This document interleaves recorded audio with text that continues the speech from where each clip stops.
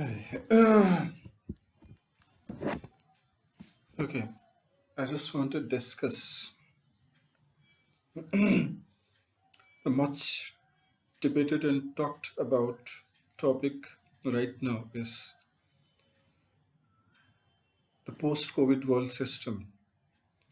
A series of essays have been written from the platform of the world famous magazine Foreign Policy by the most famous economists, most famous international relation theorists, most famous political theorists, scientists. It appears that post COVID, the entire world is going to be totally new, totally changed. They are forecasting a world system which it appears that we have never seen before. But in my opinion, after going through all these articles, the world post COVID is going to be more of a kind of continuation of what was already happening from the platform of surveillance capitalism leading companies like Google, Facebook, Twitter, etc., rather than an altogether a revolutionary new world system. It's going to be more continuation. It's not only going to be more continuation, rather, COVID has given them an opportunity, and that's why their business, the business of Microsoft, the bigger business of Google, is multiplying during this time of COVID instead, in comparison to other businesses which are going down. All kinds of goods based industries are going down, but at the same time, the businesses which are run mm, from the platform of surveillance capitalism, they are growing leaps and bounds. Microsoft has.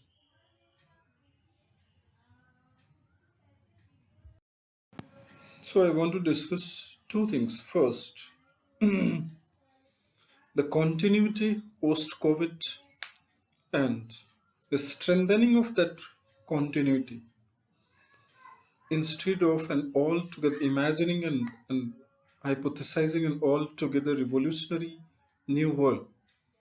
So, first, continuity of the world system that was already coming into place, it has already started coming into place, especially in the second decade of 21st century.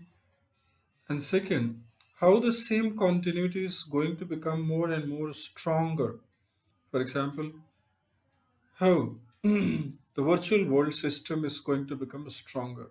So many things will change, but these changes will rather be superstructural. The base structure will be unchanged. For example, what are the things which are most visibly going to change? They are like our work culture. The most important thing that is going to have a visible change, visible impact, that is work culture. Entire work culture is going to change. That's going to create a new kind, perceptibly new kind of economy, but that is also not that's not a fundamental change. Fundamental change means the factors which have been controlling the economic system, they are not going to change. They are going to remain the same. So control is going to remain same. Rather, concentration of control is going to increase in the times to come. Only their manifestation at superstructure level, for example, like work culture, remote working, the concept of working, that's going to be quite visible. So work culture is definitely going to change, but the way the work culture is going to be controlled, that's not going to change. That's going to remain under the control of the same forces which were working before 2020. And okay, so the things which are not going to change are following. As I could envision, as I could enlist, they are following. One, unfortunately, this is unfortunate, but this is how history evolves. It evolves and it unfolds itself beyond our control. It's not that we always control it. It unfolds and evolves most of the time out of our control. So this evolution of history post 2019, post COVID is also mostly beyond our control. Unfortunately, many alterations in democracy are bound to take place. Whatever we are, whatever our expectation and our wish, whatever our expectation from democracy to take a different turn to become more and more people centric, unfortunately, democracy that has always been, unfortunately, controlled by capitalism. Capitalism is going to further strengthen. I can explain it. The fact is that capitalism is shifting from goods based capitalism, services based capitalism, also to surveillance based capitalism. It's going to be institutionalization of surveillance capitalism. Surveillance capitalism is going to help the political forces, existing political forces, whether they are political parties, pressure groups, or presently ruling governments. It's going to empower them on an unimaginable scale. So the ruling class, instead of becoming more and more decentralized, more and more people centric, in one way they are going to become more decentralized, but that not because of their attitude, that because of the tendency to delegate the power on the people, but only because of technology. Technology is going to be a decentralizing force, but the same technology is also going to strengthen the grip of political forces on power. So existing ruling forces are going to become more and more powerful. More and more power is going to be concentrated amongst them. That is also not because of their money power or muscle power, which are traditional factors. It's because of their ability and capacity to surveillance. So, surveillance capitalism is going to have a nexus with existing ruling class, and both of them together they are going to strengthen their grip over power. Decentralization, whatever it has to be, it's going to take place only through technology. Institutional decentralization is very difficult. Rather, we will see, or we are going to see, institutional concentration of power more and more. So this is one thing that's not going to change. Democracies are going to be, unfortunately, instead of becoming more and more decentralized, they are going to be more and more centralized. Democracy is going to be more and we have been talking about Chinese Communist Party. We have been criticizing Chinese Communist Party. We have always juxtaposed Communist Party of China with capitalist democratic party system.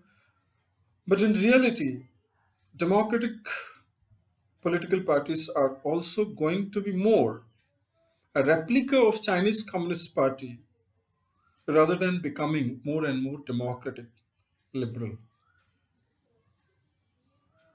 Instead of Chinese Communist Party allowing itself to be decentralized and allowing multi-party system, as is the expectation from liberal world, what is going to happen is democratic and liberal countries are going to witness more of the replication of their parties on the lines of Chinese Communist Party.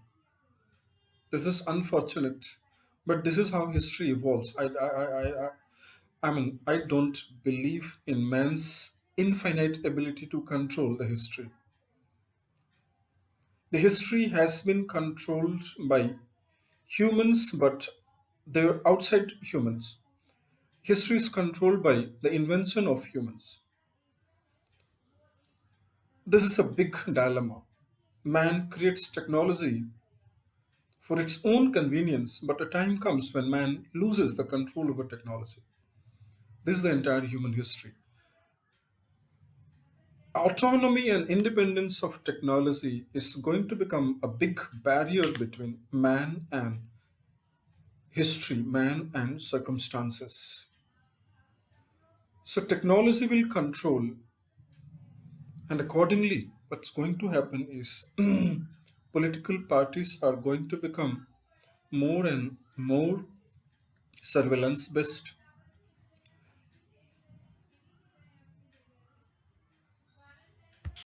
So, this is one thing. I mean, centralization of power versus decentralization of power. This debate was one part of what is not going to change. That is one thing.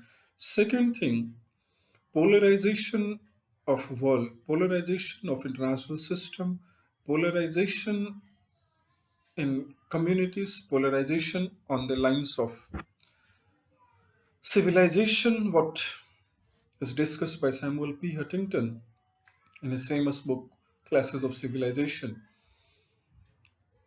So, polarization at various levels is not going to stop, unfortunately. Secondly, again, we expected that a planetary crisis like COVID, a civilizational, a human existential crisis like COVID, should create those conditions which should, instead of dividing the societies, dividing the people, individuals, communities, and countries, it should bring them together.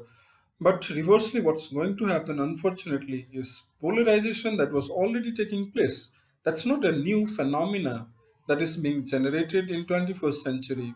It has been going on at least since last 10 years more visibly. That's going to strengthen, going to become, unfortunately, become more visible. COVID has given us enough evidence to prove that polarization could not be arrested by this process, by this crisis, human wide crisis of a virus that is posing threat to entire human existence. It was expected that such a crisis should create the condition and conducive conditions, circumstances in which all the communities, especially religious communities, should come together, but that's not happening. Why is it not happening? That's another matter that can be discussed, but it's not happening. That's quite visible, and it's rather, and post COVID also, it's not going to stop, it's not going to weaken. In some cases, we'll discuss in detail, is going to increase. So that is second thing that is not going to change, it's going to continue. And third thing, it's going to become much stronger.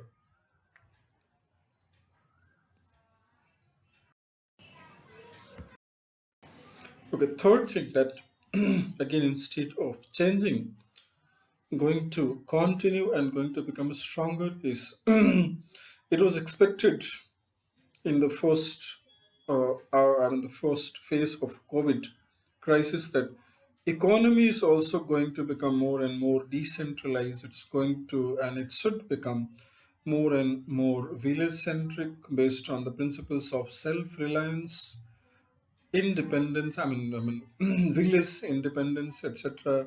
Country like India, the leaders, India also various sections of society, they advocated the decentralization of economy, self-reliance, Swaraj, etc., etc. That's this is spirit. This debate still continues in India also.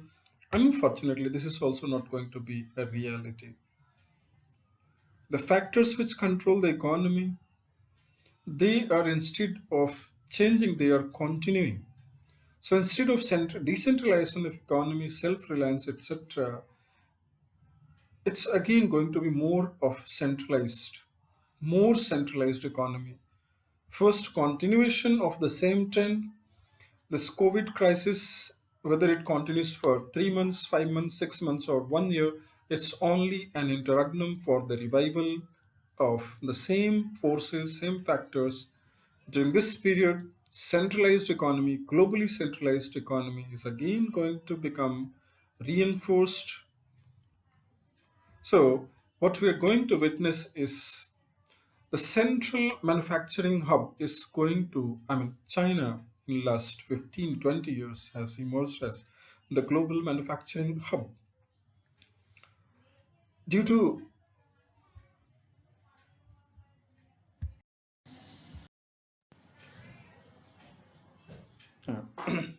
so what's going to happen is the centralization from China is going to shift to other countries, maybe India. And of course, India is the number one contender because The companies which were manufacturing for from China, they are not going to shift their bases in all countries. They are looking for one or two or three particular countries. So instead of decentralizing the manufacturing hub, they are again looking for another center. They are not in favor of bringing their investment in all countries because capital will go only to those places where there is capital friendly environment, where is export friendly environment, where is labor friendly environment, where is competition friendly environment. So it's creating a pressure on India to replace China.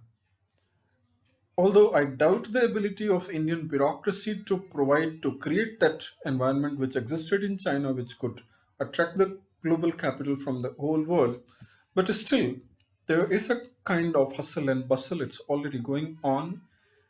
Many of the states like UP and Assam Gujarat have already come out with a draft policy to attract more and more foreign investment. But it's not about Indian states, it's about the willingness and the preparedness of those investors. They want to sift, and they are not going to sift to all the countries, Africa, etc. They are going to sift in one country, maximum two or three countries.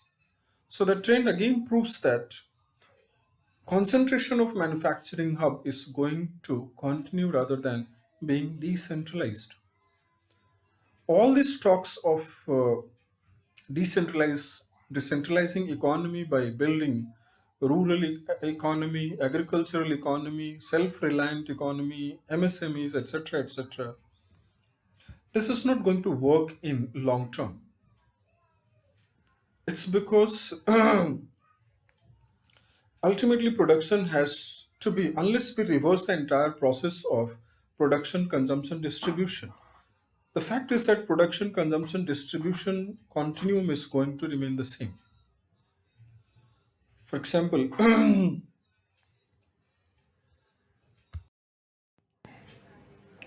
For example, there is no sign, at least in India, that we have changed in our mindset so radically and so revolutionarily that we are ready for only for a small is beautiful model of economy, Gandhian model of economy. We are still by nature, by mind, by inclination, by our uh, needs and desires, we are the same. What does that mean? It means that we do want to involve ourselves in economic activity, which is not only sufficient for our survival but also for surplus. Because the people do want to involve in economic activities, which not only ensures their survival but also helps them in generating surplus income. So we haven't created that much asset and property which is enough for all. So for that purpose, we need to continue those economic activities, which is not only going to take care of our survival, but also helping us in generating surplus revenue so that we can create asset, we can invest in wealth generation, etc. So we are not going to switch over to rural economy, agrarian economy, survival economy. We are still hunting for surplus economy. So surplus wealth generating economy is not possible unless the economic system, the production system is centralized. Decentralized economy producing for our own consumption and our survival.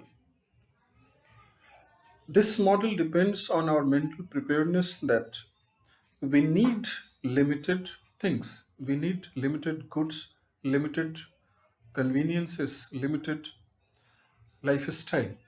But that has not happened. And that's why centralized economic model will also be a continuation between pre-COVID and post-COVID. The fourth thing is that our attitude towards environment. There is a lot of talk that COVID-19 is the expression of the anger of Mother Earth and it's going to change the behavior revolutionarily of humans and they're going to become more and more responsible and respectful to Mother Nature, etc. This is all emotion. These are all expression of immediate emotions. Man in nature continues to be the same. Only during this period of crisis they have become surplus respectful to environment and Mother Nature. But the basic nature of humans continues to be same. For the greed of generation of surplus wealth, they are going to come back to the same thing. There is no sign or evidence that we have attempted any institutional and technological and structural innovation to replace the present economic system, economic model, which could be less environment, which could be less environment degrading, which could be more environment friendly. So institutions and technology remains the same. That's why the same model of economic system which generates more pollution, that is going to continue. So in a nutshell, we are not going to see a completely environmentally sustainable economic model in near future. That will happen only over a longer period. Okay, so with these 4 points, there are many other points. I want to conclude that post-COVID world is going to be more of continuation of what was already happening rather than